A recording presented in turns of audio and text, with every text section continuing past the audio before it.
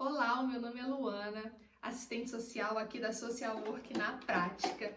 E a nossa aula de hoje vai ser sobre a nota técnica 02/2016, que trata sobre os SUAS e os órgãos do Sistema de Justiça. Então fica aqui comigo até o final, se inscreve no canal, deixa um like e eu tenho certeza que você vai aprender muito nessa aula de hoje. Então vamos lá? Bom, gente, essa nota técnica ela vem falar sobre o trabalho realizado, intersetorial, entre os equipamentos do SUAS e os órgãos de justiça do município, ou seja, do território em que eu atuo, tá?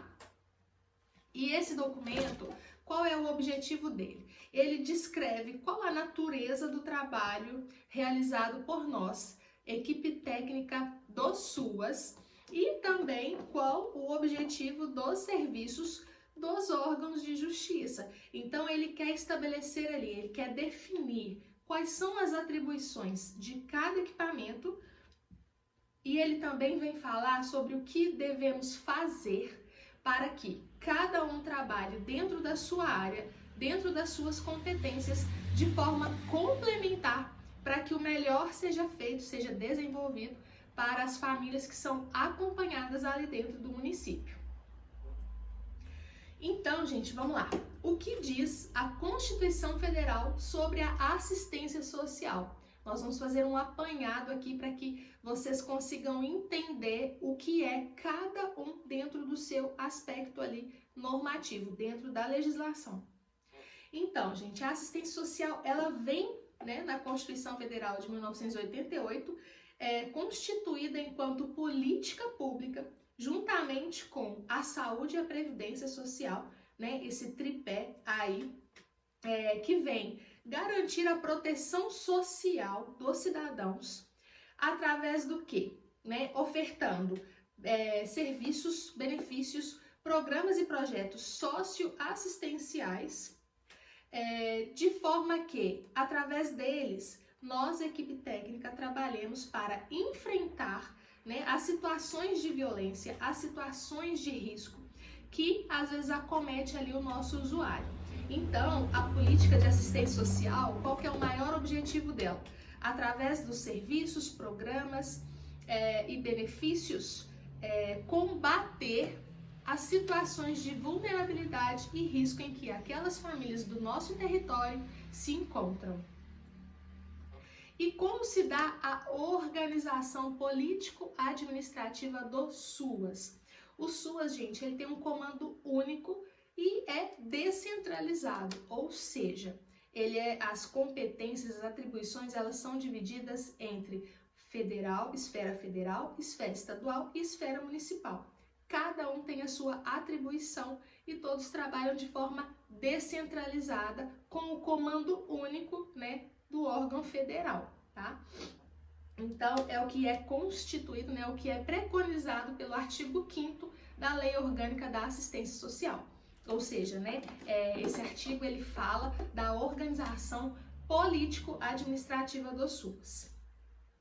E a previsão de comando único em cada esfera do governo, ela contribui para quê? Para consolidar essa gestão articulada dos serviços, programas, projetos e benefícios, tá? Superando o quê? Práticas fragmentadas e desarticuladas.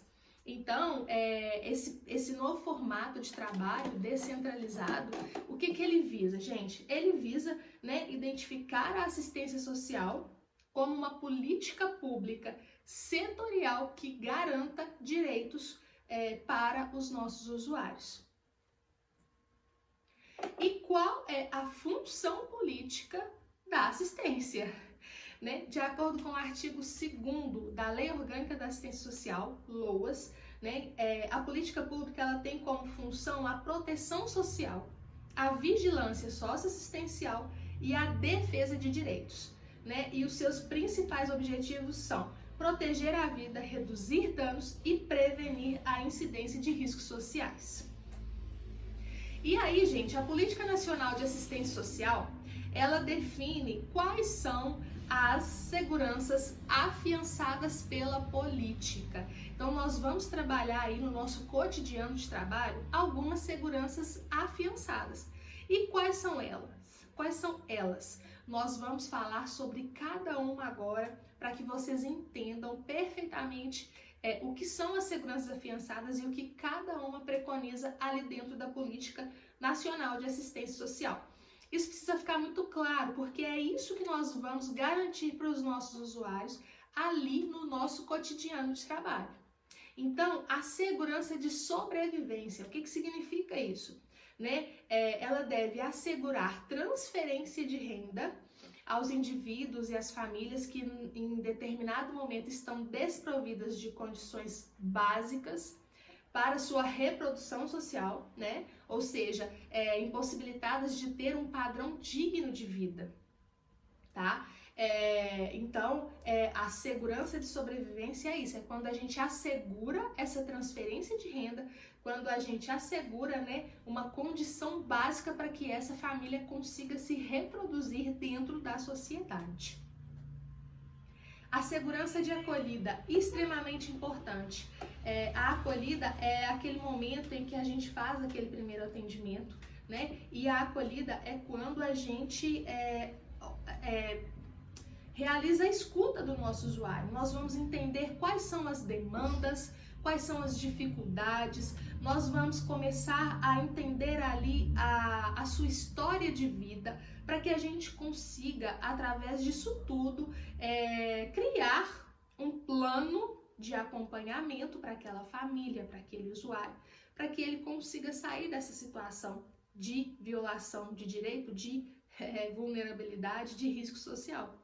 Então, ela se refere, gente, ao provimento de necessidades humanas básicas, como alimentação, vestuário, abrigo, a vida em sociedade, Ela quer contribuir com a reparação ou a minimização dos danos por estar numa vivência de violação ou de risco e vulnerabilidade social, tá? Então, a gente vai garantir o direito à privacidade, à preservação da identidade, à integridade, à história de vida. Então, tudo isso está sendo abarcado aí pela segurança de acolhida. A segurança de convívio, ela vincula-se à garantia do direito à convivência familiar e comunitária. A gente tem aí, a gente vai sempre trabalhar com a família dentro do território, ou seja, nós vamos trabalhar essa convivência familiar e também essa convivência comunitária, tá?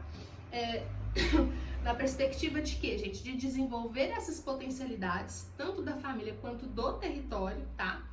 Vamos ampliar essa capacidade protetiva, porque nós vamos fortalecer a rede de apoio desses usuários dentro do território, Nós vamos fomentar construções culturais, Nós vamos fazer com que esse público, esses usuários, eles participem, eles sejam protagonistas dentro das comunidades, dentro do território em que eles residem. E quais são os eixos estruturantes da política de assistência social? Bom, ela tem como eixos estruturantes a matricialidade sociofamiliar, ou seja, a proteção à família. Nós sempre vamos trabalhar com a família, nós nunca vamos trabalhar com o indivíduo por si só. Então, tudo que for feito dentro do equipamento, ou mesmo dentro da rede socioassistencial, ou dentro do território, a gente sempre vai trabalhar a família, o conjunto. E o que é a família? É um grupo de pessoas unidos, seja por laços consanguíneos ou por laços de afetividade, que moram em um mesmo lar. Então, gente, nós temos aí a matricialidade sociofamiliar. Um outro eixo estruturante da política é a territorialização. O que significa isso? Nós vamos sempre trabalhar o território. Nós vamos trabalhar esse usuário, essa família dentro do território, nós vamos desenvolver esse usuário dentro do seu território, nós vamos desenvolver as potencialidades do território para que esse usuário consiga ser protagonista ali dentro daquele ambiente em que ele vive, que ele reside. E um outro eixo estruturante é a intersetorialidade, que é o que nós vamos falar muito aqui dentro dessa norma técnica do SUAS com os órgãos do sistema de justiça, porque é tudo a ver com isso, com a intersetorialidade. Ou seja, né, o SUAS trabalhando com todos os órgãos, todos os equipamentos ali da rede socioassistencial do município, tá? Então, com as demais políticas, com todos os órgãos, ou seja, a política de saúde, a política de educação, política de assistência e órgãos do sistema de justiça, ou seja, isso é o trabalho intersetorial. E aí, gente, como pressuposto, né, dessa articulação, o que nós temos? Nós temos algumas coisas muito importantes que a gente precisa falar, que fazem parte dessa articulação intersetorial. Então, primeiro, conhecimento dos atores institucionais e dos órgãos que compõem a rede. Nós precisamos saber, né, conhecer todos os atores, ou seja, todos os funcionários ali, todos os atores ali, os desenvolvedores das políticas, né, dos equipamentos. Nós precisamos conhecer todos eles, precisamos entender quais são suas competências, quais são as funções de cada setor, de cada órgão e de cada equipe que compõe esse órgão, tá? Nós temos que definir as atribuições e as especificidades da atuação de todos os órgãos. Então, eu preciso conhecer todos os órgãos, eu preciso conhecer cada competência, cada atribuição de cada equipe desse órgão, de todos esses órgãos, tá?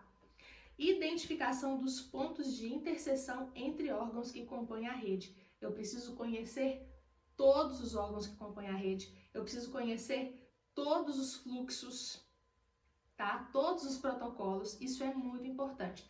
Para quê, gente? Até para que eu consiga fazer um encaminhamento com qualidade, um encaminhamento corretamente, eu preciso conhecer, né, os fluxos, os protocolos, os serviços, as competências de cada órgão, porque senão eu não vou conseguir, né, trabalhar aquele usuário, aquela família na sua amplitude. Vai ser realizado um trabalho fragmentado, porque nós não trabalhamos sozinhos, nós trabalhamos com todas as políticas de forma complementar.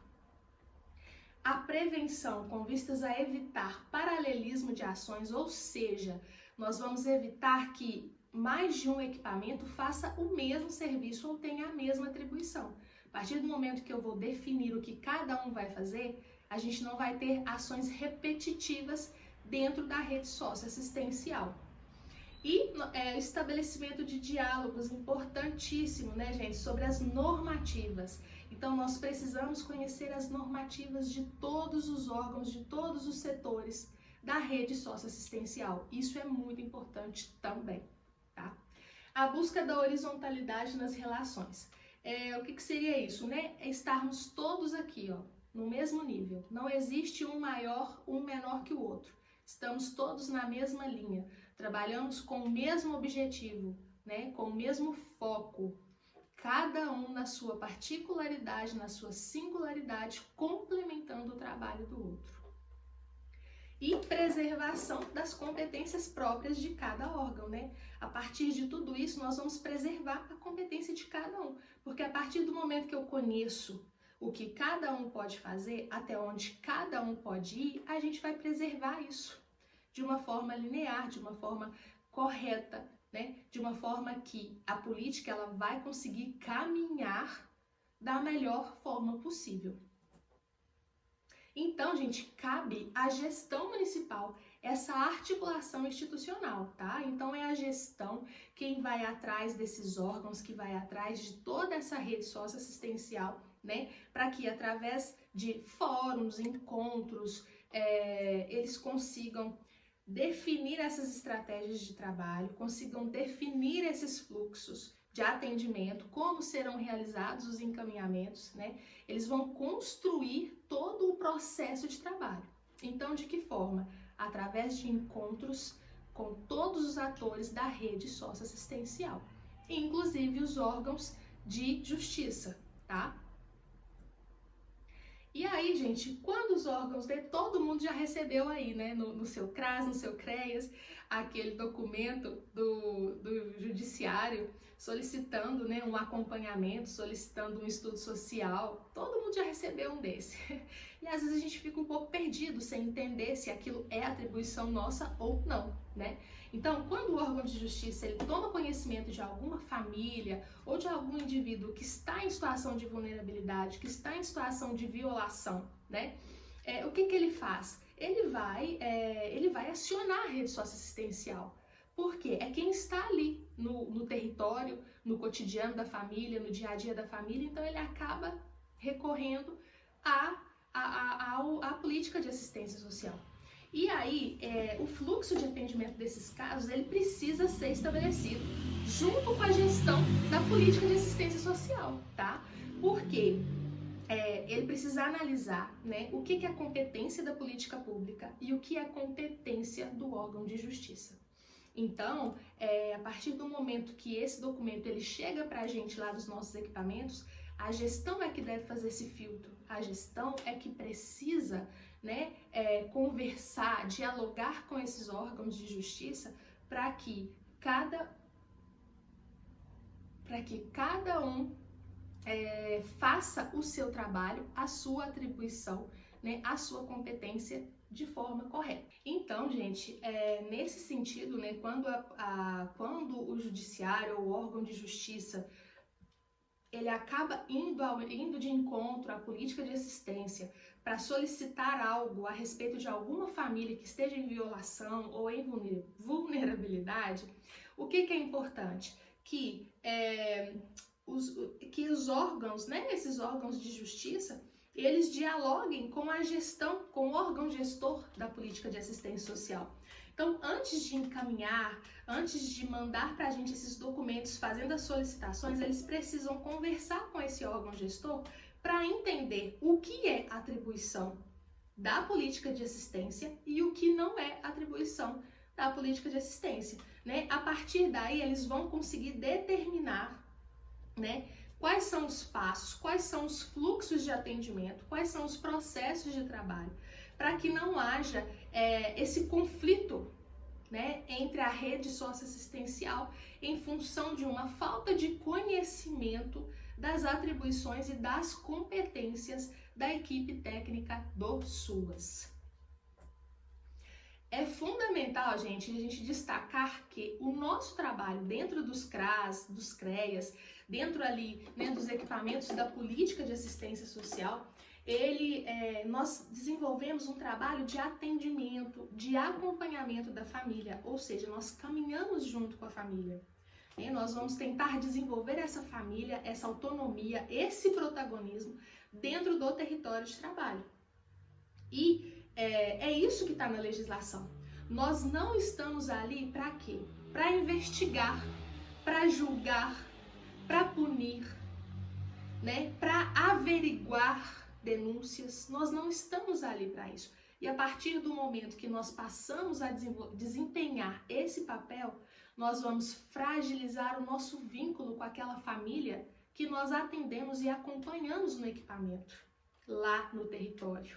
Então, vai causar um prejuízo ao trabalho da política de assistência social dentro do território. E aí, vamos agora falar, gente, algumas, cumpre destacar que, diante das responsabilidades dos profissionais do SUAS, há instrumentos e procedimentos que extrapolam as nossas funções dentro da política, tá? Então, vamos falar aqui alguns exemplos que extrapolam, que não são nossa competência dentro dos equipamentos do SUAS. Realização de perícia, inquirição de vítimas e acusados, oitiva para fins judiciais, produção de provas de acusação, isso é muito grave, gente. Guarda ou tutela de crianças e adolescentes de forma impositiva aos profissionais do serviço de acolhimento ou ao órgão gestor da assistência social, salvo nas previsões estabelecidas em lei. Curatela de idosos, de pessoas com deficiência ou com transtorno mental aos profissionais de serviços de acolhimento ou ao órgão gestor da assistência social, salvo nas previsões estabelecidas em lei. adoção de crianças e adolescentes, averiguação de denúncias de maus tratos contra crianças e adolescentes, idosos ou pessoas com deficiência, de violência doméstica contra a mulher. Isso aqui, gente, chega muito, né? Me conta aí nos comentários, porque pra mim sempre chega. Tenho certeza que chega pra vocês também. Então, gente, por que é importante a gente destacar isso daqui? Porque são demandas que chegam para nós dentro dos nossos equipamentos, né? Então, e nesses últimos anos, nós temos recebido muito essas requisições dos sistemas de justiça, né? Para desenvolver, para realizar esses procedimentos que eu citei anteriormente. Na maioria das vezes, eles encaminham essas solicitações. Às vezes eles encaminham direto para o profissional, né, ou direto para o equipamento, sem que aquilo passe pela gestão da política de assistência do município. E vale lembrar, né, gente, que o estabelecimento de protocolo e fluxo entre o SUAS e o sistema de saúde e o sistema de justiça é fundamental. Então, aqui, ó, precisa haver esse estabelecimento de um protocolo de fluxo, tá? Para que não haja isso que eu falei anteriormente, para que não extrapolem, né, as nossas atribuições ali no equipamento. Como eu falei, isso pode prejudicar muito o nosso vínculo, né, com as famílias que nós acompanhamos ali no equipamento. Então, gente, quando os órgãos de justiça, do sistema de justiça, exigem dos profissionais do SUAS a realização desses procedimentos ou a elaboração desses documentos, né, não condizentes com a nossa atribuição lá na política de assistência, o objetivo da política, ele fica prejudicado, existe um prejuízo ao nosso trabalho, né? Nós não vamos conseguir alcançar os objetivos da assistência social, porque não é esse, nós não estamos ali para desempenhar esse papel, né? Principalmente esse papel investigativo. O caráter protetivo do SUAS, ele vai ser, olha que eu falei, fragilizado, inviabilizando, né, quando os relatórios dos profissionais se constituem em instrumentos técnico-operativos fundamentais em sua prática cotidiana, e eles vão ser confundidos com o que, gente? Com caráter investigativo e fiscalizador, nada menos que isso. Então, ao invés de nós desenvolvermos um acompanhamento para aquela família se desenvolver, nós vamos fazer o quê? Investigar e fiscalizar. Isso não é nosso papel. Não é o nosso papel dentro da política de assistência. Então, nós precisamos o quê? Não compete, olha, importantíssimo isso aqui, não compete às equipes de referência atestar veracidade dos fatos, produzir provas de acusação, né? Tudo isso extrapola a atuação da política de assistência social, extrapola, foge, né, do que é nosso. Então, gente, considera-se que as requisições judiciais aos trabalhadores do SUAS para o desempenho das atividades inerentes a outros órgãos e políticas compromete seriamente o trabalho social desenvolvido com essas famílias, tá? E pode trazer muitos prejuízos, tais como, vou colocar alguns aqui que eu já falei anteriormente, mas ó, vou fazer questão de preconizar esses aqui, o que isso pode trazer para o nosso trabalho? Quebra de confiança e de rompimento de vínculo entre usuário e profissional. Né? Ao invés de nós estarmos ali para auxiliar aquele usuário, para caminhar junto, para acompanhar, desenvolver o nosso trabalho, as nossas ações, buscando o protagonismo, buscando a autonomia, nós vamos quebrar essa relação de confiança, né? Existe um desvio de função desses profissionais, né? Porque nós não estamos preparados. Uma vez que nós estamos ali para fazer o trabalho do SUAS, o trabalho dentro da política de assistência, nós não estamos sendo preparados para realizar, por exemplo, uma perícia social. Nós não temos uma qualificação para desenvolver essa perícia social, por exemplo. Então,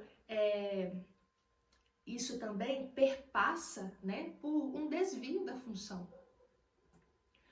Fragilização ético-política profissional e destituição do caráter protetivo. Nós não estamos desenvolvendo caráter protetivo, nós estamos fiscalizando, né? Tá errado. A fragilização, né, do caráter socioassistencial dos serviços e benefícios normatizados e implementados na política de assistência social. Priorização, isso aqui, gente, acontece muito porque todos esses pedidos que vêm da justiça, eles vêm com prazo, né? E o que a gente faz? A gente prioriza essas demandas do judiciário. E aí acaba ficando em prejuízo as outras demandas do equipamento. Desorganização dos serviços e comprometimento dos recursos financeiros e materiais disponíveis frente a demandas não planejadas, né? Porque essa é uma demanda, quando chega do judiciário, é uma demanda que ela não é planejada. Ela chega hoje para você responder dentro de um prazo de 15 dias. Então você às vezes precisa parar o que está sendo feito para desenvolver esse procedimento. Então, gente, diante de tudo isso que a gente falou, o que é importante? É extremamente importante que o órgão gestor da assistência social nos municípios, Distrito Federal e estados estabeleça uma relação interinstitucional com os órgãos do sistema de justiça, tá? Para construir uma agenda permanente, propiciando, olha o que vai propiciar: conhecimento do papel dos SUAS e de cada órgão do sistema de justiça, comunicação e integração envolvendo profissionais de formações diversas, né? Conhecimento da linguagem própria de cada área, definição de fluxos operacionais interinstitucionais, formalização através de protocolos de atendimento integrado, articulação entre os sistemas de informação, e isso aqui também é importantíssimo, instituição conjunta de sistema informacional de registro dos atendimentos. Então, gente, o que a norma técnica orienta que seja feito, tá? Que os gestores, eles construam instâncias de articulação e de diálogo entre os profissionais de ambos os sistemas, tá?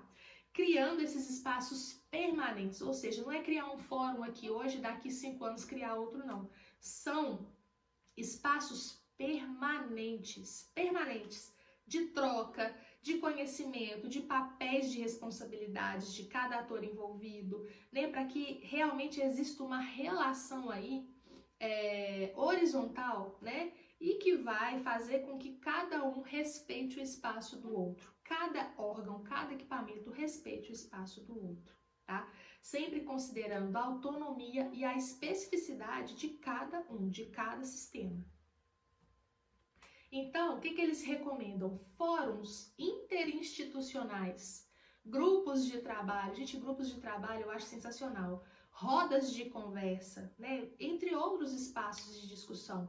Para quê, gente? Para aproximar a política dos SUAS com os órgãos dos sistemas de justiça, tá? Porque isso é uma forma de capacitar todos os profissionais. Então, é fundamental o diálogo entre SUAS e sistema de justiça, com o intuito de quê? De criarem fluxos, protocolos para assegurarem e fortalecerem essa relação interinstitucional. Então, tudo tem que ser com o foco principal de quê, gente? De fortalecer a rede, de fortalecer essa intersetorialidade ali dentro do meu município, dentro do meu território, tá? Porque aí nós vamos respeitar cada competência, nós vamos respeitar o papel de cada profissional, nós vamos respeitar o papel de cada órgão ali dentro da rede socioassistencial. E aí, dessa forma, o que vai acontecer? A gente vai promover a proteção social às famílias, né, aos indivíduos que estão em situação de vulnerabilidade e risco, e também por violação de direitos. Bom, então eu fico por aqui, esse é o meu recado com a aula de hoje, importantíssimo, eu espero que vocês tenham gostado, não deixem de se inscrever no canal, não deixem de deixar um like, comentem também, deixem comentários, dúvidas, perguntas, que eu vou responder a todos vocês. Um abraço e até a próxima aula. Tchau, tchau!